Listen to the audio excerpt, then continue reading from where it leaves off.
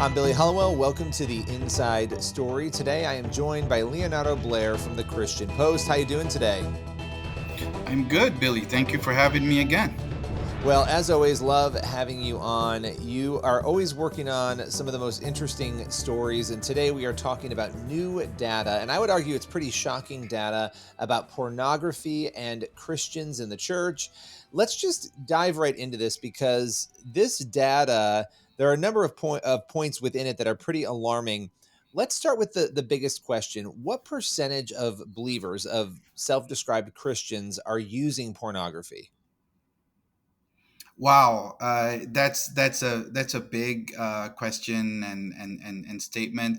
I just want to preface this with I can't remember where I read it, but someone once said to me that religion cannot escape culture, and what we're seeing in this new study. Um, it's showing that even though practicing Christians we're still found to view pornography less frequently than non-Christians, the gap between the two groups was only 14 percentage points. So about 54% of Christians reported viewing pornography compared with 68% of non-Christians. So still majority of both groups, but just a little bit less among I mean, Christians. that's pretty that's pretty alarming. A, that you're talking about more than half of Christians. Let's start there. And we Hmm. know what Jesus says in the scriptures about lust. We know, I think any Christian should know, and we'll talk about this in a moment, that looking at pornography, that looking at people having sex, or whatever falls under that umbrella, there are other issues that fall under that umbrella, that is morally wrong. And yet here we have more than half of Christians. And then to your point, what you just brought up, there's not that big of a gap between Christians and non-Christians when it comes to the percentage. That what was your reaction to that when you saw those stats?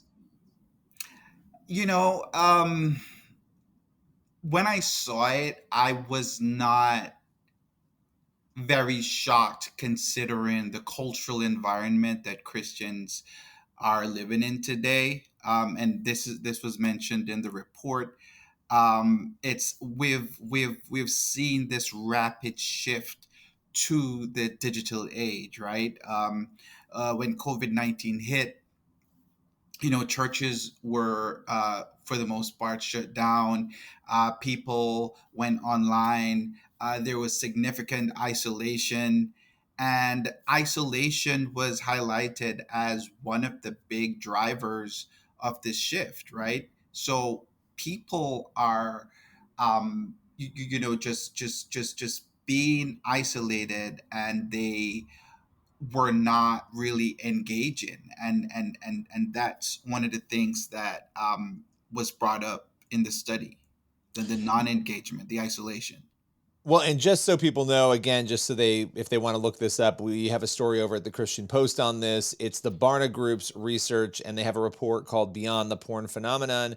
It was something they produced in partnership with Pure Desire Ministries. And so that's where these numbers are coming from. Barna Group does a great job on research, looking at where Americans and specifically where Christians stand on a variety of issues. And yeah, to your point, I guess it isn't surprising. I find myself often, unfortunately, still surprised by certain things because I think we should know better, and yet sometimes people in the church don't. And I think this is an example of one of those issues. Now, we talked about Christians versus non-Christian Christians. What about the gender gap? What was found when it comes to males and females and pornography use? Yeah, in general, what the study found was 75% of Christian men and 40% of Christian women reported consuming porn on some level. And that's the stat that we were looking at. I just wanted to just highlight the ubiquity of unwanted porn that's now available online, and you hear people talking about this all the time. The recently completed Olympics that we all saw. Um, you, you, you know a lot of images that were presented before the world that Christians really had an issue with. So that's the new culture, that we have to acknowledge that this is what's happening. Yeah, and I mean you're speaking to this a little bit in how you're answering these questions already, but I do want to pointedly ask you, what do you think, and what does the research tell us? And I'm sure some of this may be limited, but what is driving that Christian use of porn? What are the big indicators? Obviously, culture. What do you think within the culture might be happening that is making? I mean, my goodness, more than half of Christians report that they're using it. I again, it speaks to the shift in the culture. So if you make something more ubiquitous, if you make something more comfortable, the more you see it, the more you are going, the more the culture is going to be programmed to think, hey, this is not as bad as it really is, right? Um, it says the study noted that well over half of Christians who use porn say they are comfortable with it. Some 62% of those surveyed in this study said they were comfortable. Another 16% said they had reservations about it, but said they found moderate levels of use acceptable. And this group still wish they didn't use porn as frequently. And the funny thing about it is that only 14% of the people in the study expressed a desire to kick their porn viewing habit. Only 14%. So it tells you how comfortable culture, and even Christians have really become, in terms of porn consumption. So, all right, because I don't want to glaze over what you just said. What you just said, I find it very disturbing. And I want us to come back to that. And before I even say anything, let's just look at, and we don't normally get to always do this when we're talking about the news, but Matthew 5:28, Jesus talking about this issue, it directly relates to this. None of us are perfect, but here's what Jesus says. He says, "But I say to you that everyone who looks at a woman with lustful intent has already committed adultery with her in his heart." That's not even talking about pornography. That's talking about actually looking at a woman with lust or looking at another person with lust. I mean, you just said that the majority of these people, these Christians, they're comfortable. They don't actually view this, it sounds like, as sinful or wrong, or like, oh no, I shouldn't really be doing this.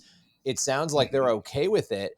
What do you make of that? I mean, that to me, I understand, okay, culture's impeded this, people are struggling, but to have that percentage of people saying that they're comfortable with it is very alarming to me. I think, for one of a better term, we could look at this as a shifting of the guardrails, so to speak. The culture has dictated a lot of what Christians find acceptable. Now we're having, we talk about, the Christian cultural divide right now. We have the Christian left and the Christian right. What's the Christian right? Well, what was just considered Christian is now considered conservative Christianity, and what is a departure from Orthodox or apostolic Christianity is now considered left.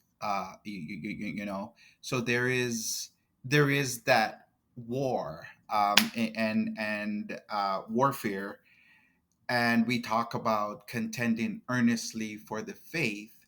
This is what this is symptomatic of the challenges that Christians are facing right now, especially among our younger population. If you have kids, you give them phones to get to school so you can connect with them. If you maybe can't afford to have somebody picking them up all the time, or if both parents are working, kids are becoming independent a lot more in some ways, and even for helicopter parents, um, it's there's no way around um, protecting uh, young kids from digital exposure.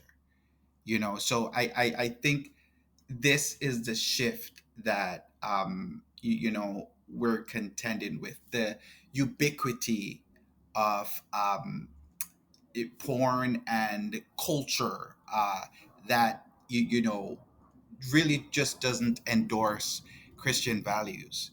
That is the significant challenge that we face. And it's one of the recommendations in the study was that churches need to be talking more openly about these things. I did an interview that I'm yet to write with a pastor recently, and he was just telling me about his young people, the youth department, and he was comparing when he was growing up as a Christian, comparing that to the kids in his youth group today. And he would say, they confessed to him, "Oh, pastor, I just fornicated last week, but I'm still fighting."